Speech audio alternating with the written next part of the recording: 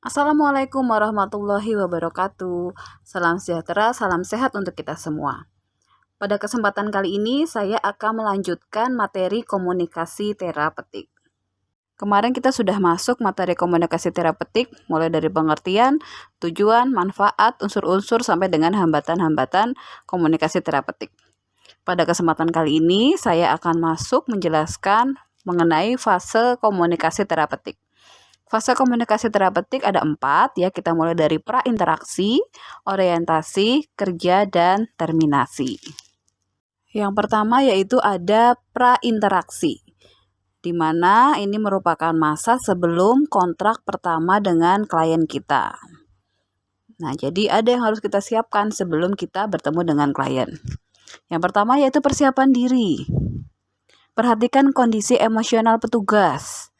Ya, kita memperhatikan kondisi emosional kita. Sekiranya memang kondisi itu mengganggu nanti ketika kita bertemu dengan klien, ya kita jangan bertemu dengan klien dulu, lebih baik ditunda dulu. Walaupun ya kita tidak boleh membawa masalah kita di tempat lain kepada klien kita ya, ketika kita sedang bertugas itu tidak boleh. Jadi kita harus bisa menjaga emosional kita. Tapi kalau memang benar-benar sekiranya nanti akan mengganggu, lebih baik tidak usah, ditunda saja. Nah, kita eksplor kelebihan dan kekurangan kita. Misalnya kita ini senang humor ya. Jadi nanti ketika memberikan penyuluhan atau kita memberikan konseling atau pendidikan kesehatan, boleh disisipi dengan humor-humor yang pada batasnya ya, tidak berlebihan. Atau misalnya kita punya kekurangan, nah kita harus berpikir supaya nanti di depan klien saya tidak merasa tidak bisa, ya kita harus bagaimana, misalnya oh iya baik saya menggunakan leaflet, ya kalau menggunakan leaflet sayanya bisa membaca apa yang harus saya sampaikan kepada klien, ya sehingga tidak ada kesalahan apa yang akan kita sampaikan. Nah kemudian siapkan materi apa yang akan kita sampaikan kepada klien. Ya, kemudian ketahui latar belakang dari pasien. Ya, jadi nanti ketika kita sebelum bertemu dengan klien, kita buka dulu rekam medisnya. Ya, ini namanya siapa, usianya berapa, pendidikannya apa, ya. Ini ibu masuk ke sini karena apa? Ya, misalnya Nyonya A usia 22 tahun. Ini merupakan persalinan yang pertama. Nah, kita siapkan. Oh, ini ibunya ada masalah menyusui. Ini ibunya belum bisa menyusui yang baik dan benar. Nah, jadi kita siapkan dulu. Nanti kalau kita ketemu dengan ibu, akan menyampaikan mengenai cara menyusui yang benar. Cari materinya, cari leafletnya, ya, sehingga petugasnya mudah, ibunya juga mudah. Jadi jangan sampai begitu sampai di depan pasien, pasiennya bertanya kita tidak bisa. Ya, itu diharapkan itu bisa dikurangi ya. Kemudian kita lihat latar belakang klien kita. Sekiranya mohon maaf dari ibu dengan pendidikan yang rendah ya, kemudian atau tingkat ekonominya yang kurang, kita harus bisa menyesuaikan. Jangan menggunakan kalimat-kalimat yang susah difahami oleh ibu.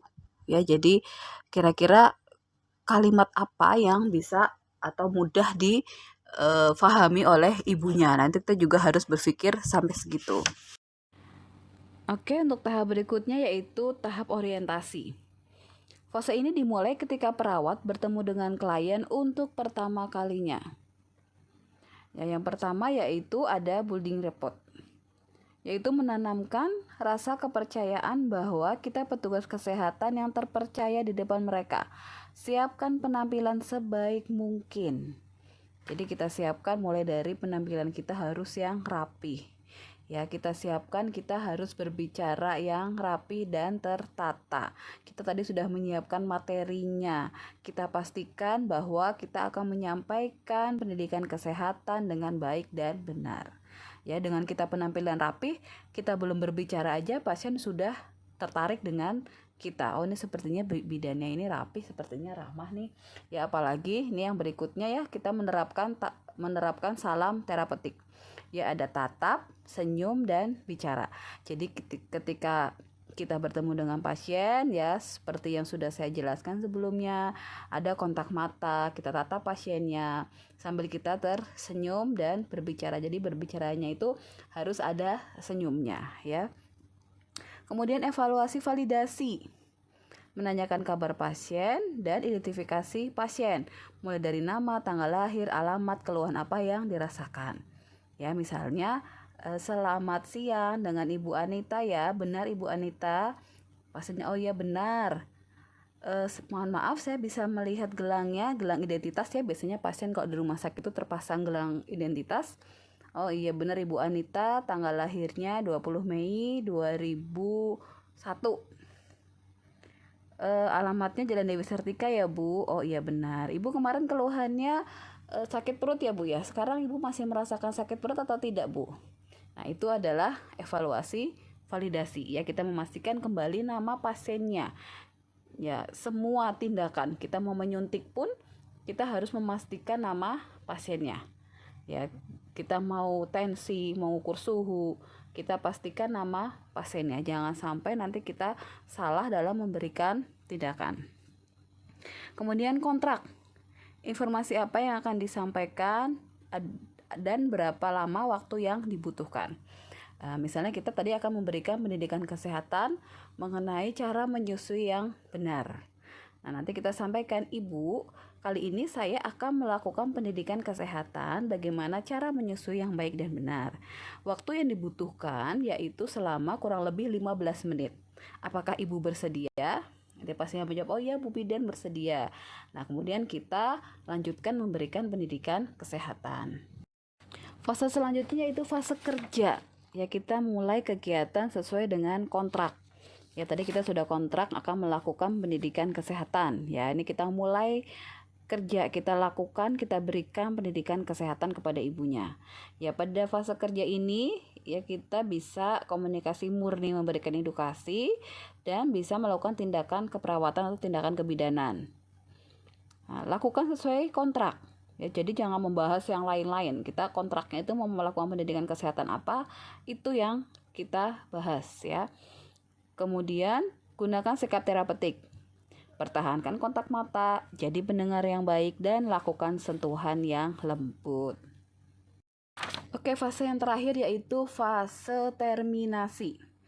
Ada dua hal penting pada tahap terminasi ini. Yang pertama adalah evaluasi hasil tindakan, yang kedua adalah rencana tindak lanjut.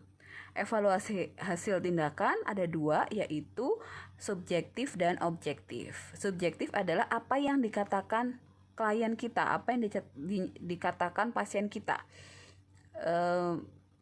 Saya merasa pusing, saya merasa mules, saya merasa nyeri, saya paham apa yang dikatakan Bu Bidan, itu adalah data subjektif. Nah, data objektif adalah hasil pemeriksaan ya. Kita lihat, oh ternyata ASI ibu belum keluar setelah dilakukan pemeriksaan payudara. Nah, itu adalah data objektif. Kemudian rencana tindak lanjut, adakah yang akan ditanyakan? Baik Ibu, tadi saya sudah selesai memberikan pendidikan kesehatan. Apakah ada yang ingin ditanyakan?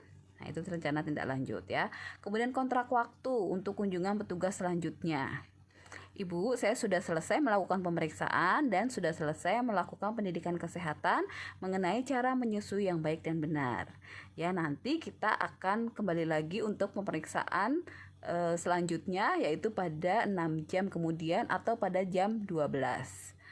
Nah, itu adalah kontrak waktu untuk kunjungan berikutnya. Baik, demikian tadi materi komunikasi terapeutik yang kedua ya, semoga bisa difahami oleh kalian semuanya untuk nanti menerapkan komunikasi terapeutik kepada pasien secara langsung. Terima kasih atas perhatiannya. Wassalamualaikum warahmatullahi wabarakatuh.